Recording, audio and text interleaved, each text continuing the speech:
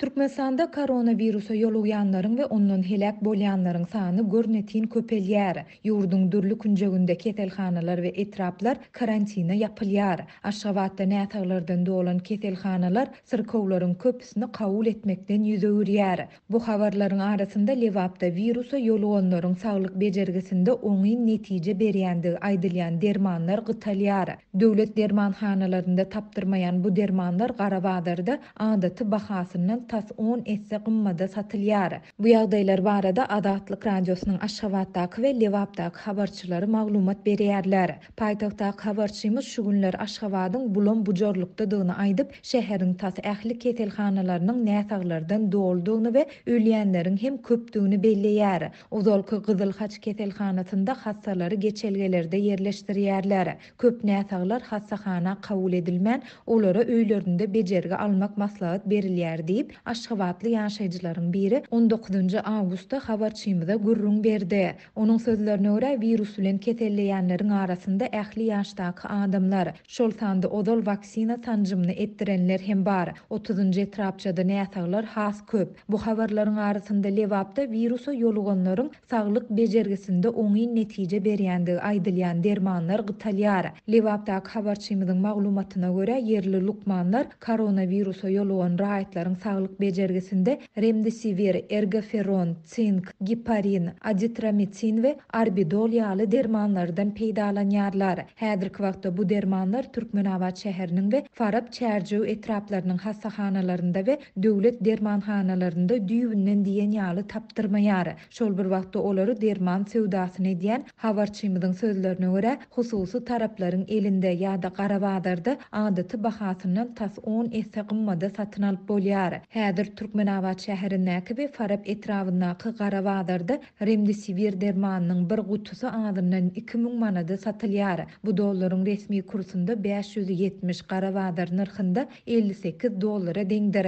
Virusa karşı ergoferon we arbidol dermanlary hem adyndan 500 manatdan bahalanýar. Bu derman gytçylygy we gymmatçylygy agyr ykdysady krizis sebäpli onsuz hem garyplaşan maşallaryň koronavirusy ýeňmegine hassa böwet bolýar diýip efirde atlandyrylmasylygyny soran Faraply ýaşaýjy 19 awgustda habarçymyza gurrun berdi. Bellesek bu dermanlaryň koronavirusa karşı saglyk bejergisinde oňy netije berýändigini tasdiklaýan ýa-da subut etýän ilmi iş göze ilmeýär. Adatlyk ýokarda beýan edilenler barada değişli sevitleriň häkimliklerinden, ýurdun saglygy saklaýyş we derman senaty ministrliginden, döwlet arassaçylyk we kesellerin ýaýramagyna karşı göreşme gullugundan goşmaça maglumat alyp bilmedi. Iýun aýynda Türkmenistanda virus bilen keselleýänler we ölýänler görnetin köpelip başlady.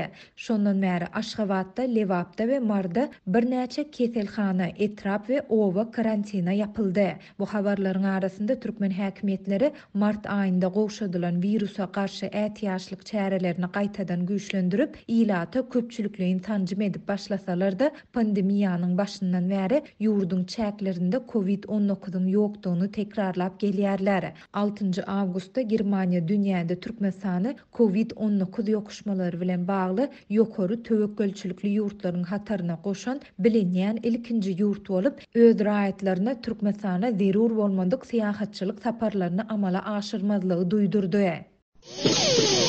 Qazaqstanyň ilkinji prezidenti Nursultan Nazarbayew Russiýanyň premier ministri Mikhail Mishustin bilen 19 awgustda Nursultanda geçiren duşugyny Özbegistan we Täjikistan bilen bir hatarda Türkmenistany Ewraziýa ykdysady birleşigine çağırmaly diýdi.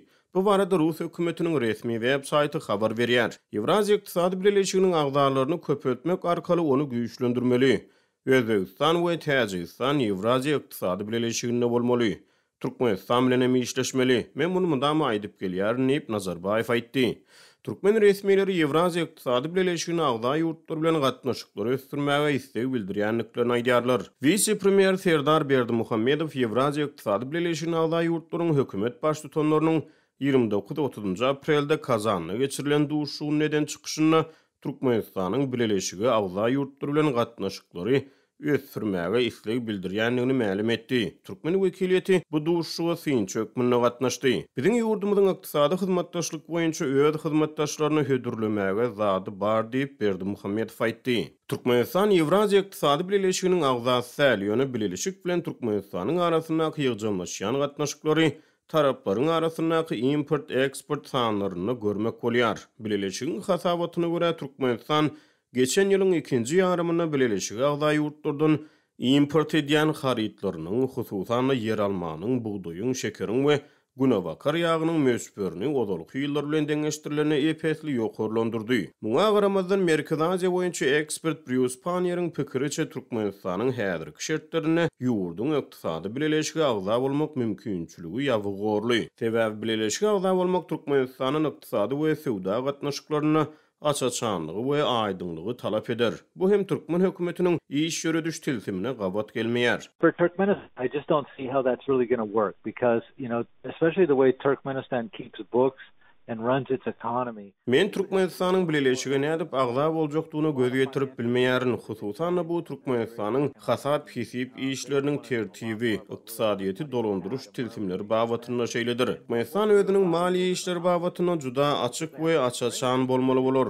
Bileşigi agza ýurtlar Türkmenistanyň onuň näçe pulunyň bardygy, pullary nire harçlaýanlygy we manadyň hakyky hümmeti barasynda has köp maglumat bilmek islerler. Sebäbi olar sowda bilen meşgullanmaly diýip Panier aýtdy. Not was worth, because they have to do trade. Ewraziýa ykdysady bileşigine Belarus, Ermenistan, Gazagystan, Kyrgyzstan we Russiýa girýär. Bileşik 2014-nji ýylda Russiýa, Belarus we Gazagystan tarapyndan esaslandyryldy. Hemde 2015-nji ýylyň ýanwaryna öz işine başlady. Panier'in sözlerine görä bileşigi agzalyk Türkmenistanyň onuň Eýran we Hytaý ýaly üçünji taraplar bilen edýän sowda geleşikleri babatyna da açaçanlyk talap eder. Hytaý Türkmenistanyň eň ýeri ykdysady hyzmatdaşlarynyň biridir. Merkezi Aziýa boýunça ekspert Gazagystanyň ilkinji prezidenti Nursultan Nazarbaýewiň 90-njy ýyllaryň ortalaryndan bäri Ewraziýada has ýakyn ykdysady hyzmatdaşlyga çagyryş edip gelýändigini gurrun berdi. Onuň sözlerine görä Täjikistan köp ýyllyklaryň dowamyna gurama agza bolmagy synanýar. Özbekistan 2020-nji ýylda Ewraziýa ykdysady bileşigine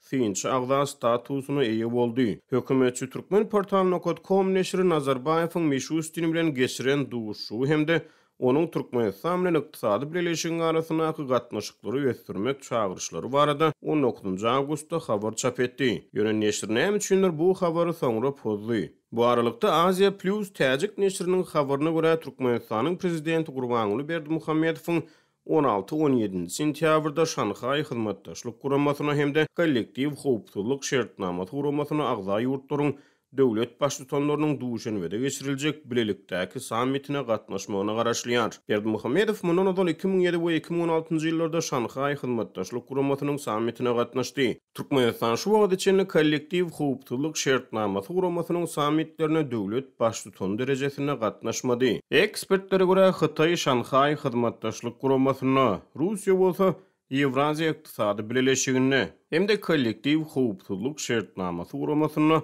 agalyk edici güýç hökmüne tanalýar. Taliban wekilleri Owan türkmenleriniň ýaşaýan ýerlerinde çağalara bilim berip başlady. Owganistanyň Demirgazyndaky Balx vilayatynyň gelen habarlara görä 10 ýaşdan 11 ýaş aralygyndaky çağalara din öwredilýär. Gyzlara mektebe barmagy ruhsat berilmeýär. Şol wagtyň özünde de Taliban paragatçylygy gorap saklamagy, şerigatyň esasynda hökümet kurup aýallaryň hukuklaryna hormat goýmagy we özlerine garşy töweşenlere amnistiýa bermegi wada beren hem bolsa Iratyň ýurtdan gitmeginiň öňüni almagy synanýar. Dünkü töweşejiler tarapyndan okudylýan mektepleriň biri Balx vilayatynyň Şordepe sewtiniň däri owasynda ýerleşýär. Azatlyň çeşmelerine görä Taliban tarapyndan yerli liseýde berilýän tälim 19-njy awgustda başlanypdyr. Mugallimler dünýäwi bilimi bolmadyk töweşejiler bolup, olaryň arasynda ahunlar bar. Açyk meýdanda sapak berýän mektepde 10 ýaşdan 11 ýaş aralygyndaky çağalara, şol sanda etniki türkmenlere din öwredilýär. Okuwçylaryň arasynda gyzy okolara mektebe gitmäge ruhsat berilmeýär. Işe ýaraýan has uly ýaşly oglanlar mektebe gatnamaýar. Çeşmeler Taliban tarapyndan okudylýan mekteplerde çağalara yara ulanmak täliminiň hem berilmeginiň geljekde planlaşdyrylýanlygyny öňe sürýärler. Şordepe tebiti Türkmenistan bilen terkat ýakatynda ýerleşýär. Däli Islam Çünker we Islam Ulya owalary Amadeýanyň kenarynda Türkmen-Owan serhedinde yerleşýär. Owganystanyň Demirgazyk günbatarynda Türkmenistan bilen serhetleşýän Balx vilayaty türkmenleriň köpçülik bolup ýaşaýan sebetleriň biridir. Vilayatyň merkezi Mazar-i-Şerif şäheri 19 awgustda Taliban güýçleriniň eline geçipdi. Talibanyň Owganystanyň Demirgazyndaky iň uly şäheri ele salmagy köp sanly adamyň Owganystanyň gaçmagy şol sanda Türkmenistany, Özbegistany we Täjikistany geçmäge tinanşmagyna sebäp bolupdy. Türkmenistan öz serkedine gaçyp baran Owgan goşunlarynyň we yerli etnik türkmenleriň öz çägine geçip zorlukdan gaçmagyna ýol bermedi. Uzak wagtlar dömürçlikden soň 18 awgustda Türkmenistanyň häkimetleri bir wada birnäçe resmi beýannama ýaýradyp, Türkmen hökümetiniň Owganystandaky ýagdaýa ýakyndan gözegçilik edýänligini aýtdy. Türkmenistanyň Daşary işler ministrligi ýurtdaky türkmen wekilhanalarynyň adaty işlerini dowam etdirýändiklerini we Türkmen-Owan gümrük postlarynyň kadaly işleýänligini habar berdi. Şol gün Türkmenistanyň Hiratdaky we Mazar-i-Şerifdäki baş konsuly Hiratdaky we Balxdaky Taliban wekilhanalarynyň ýolbaşçylary bilen duşuşdy. Taraplar Owganystanyň günbatar sebitlerindäki Türkmenistanyň baş konsullugynyň işi bilen baglanyşykly guramaçylyk hem beýleki meseleleri aralyp maslahatlaşypdyr. Duşuň dostlukly ýagdaýda geçenligini habar beren Türkmenistanyň Daşary işler ministrligi botgunlar meselesiniň aralyp maslahat edilip edilmänligini aýtmady. Taliban liderleri parakatçylyk isleýändiklerini we şeriat kanunlaryna laýyklykda hökümet gurjakdygyny aýdyp we öz garşydaşlaryndan almajakdygyna söz berýärler. Şeýle de bolsa Kabuldan gowuşýan habarlara görä 19 awgustda Taliban söwüşçüleri paýtagtyň Howa mendiliniň töweregindäki barlyk nokatlaryny eýläpdir we uçuş resmi namalary bolan owganlara da geçmäge ruhsat bermendir. Taliban aeroportda we töwereginde jemi 10 adamyň öldürilenligini habar berdi. Kabul'un aeroportunda evakuasiya uçuşlary dowam edýär. Birleşen Ştatlaryň harby güýçleri hem onuň ýarandary Howa duralgasynyň howpsuzlygyny öpçün edýär. General-mayor Hank Taylor 19 awgustda metbuata beren interwýusynda Birleşen Ştatlaryň goşunlarynyň 14 awgustdan bäri 7000 töweregi adamy Owganystandan çykarandygyny aýtdy. Taliban raýatlaryň ýurtdan çykmagyna pätkil bermekde aýplanýar.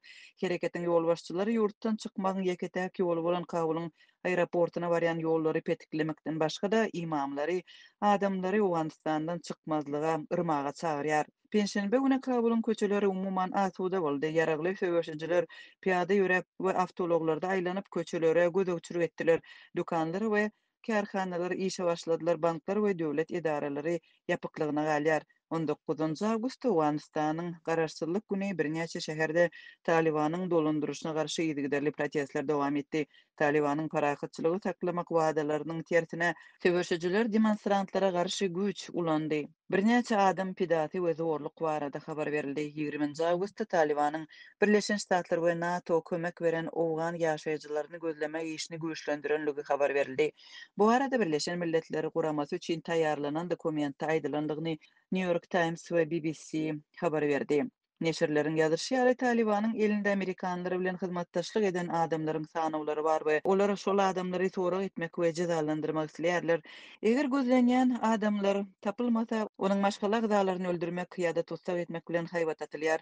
Aýratynda harby, polisiýa we häkimetiň derňew edaralarynda işleýän adamlar howp astyndadyr. Hususan da häzirki wagtda evakuasiýa umydy bilen Kabul'un Howa mendilinde bolanlaryň köpüsi şol sanawa girýän adamlar. Taliban jurnalistleri hem gözleýär. Günbatar Owganystanda Deutsche Welle mediasynyň habarçysynyň bir garyndaşy öldürildi we başga bir garyndaşy agyr yaralandy. Muny Germaniýanyň metbuat kampaniýasynyň ýolbaşçylygy aýtdy. 15 awgustda Taliban paýtagty ele geçirenden soň müňlerçe adam Owganystandan gaçmaga tynanşypdy. Goňşy Özbegistan Owganystandan adamlary evakuasiýa etmek üçin ýardam berýär. Özbegistanyň howa ýollarynyň uçary penşenbe güni Owganystandan Daşkentiň üstülen Frankfurt ammaýyna göçürilen 211 adamy harby uçurda alyp barmak başardypdyr. Daşkentiň üstülen göçürilenleriň umumy sany 900 adamdan geçdi.